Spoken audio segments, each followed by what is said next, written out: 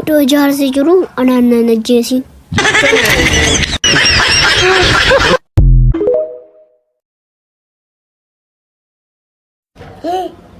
Maqaa Yesuusin. Bishaan kun irratti raawwatu. Hello. Arrama maalaan jettu? Akkoon hin jirtu moo maaliif bilbila jala kaasta gurbaa? Akkami nagaa isaaniiti?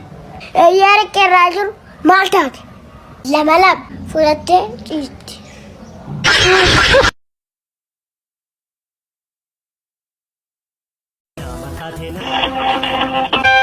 Kooftaa macha bishaan kun irratti raawwatu. Hello. Kadhannaa wayii na barbaachisee carraa biyya alaa naa dhufee akka naa kadhattan barbaadeen ture.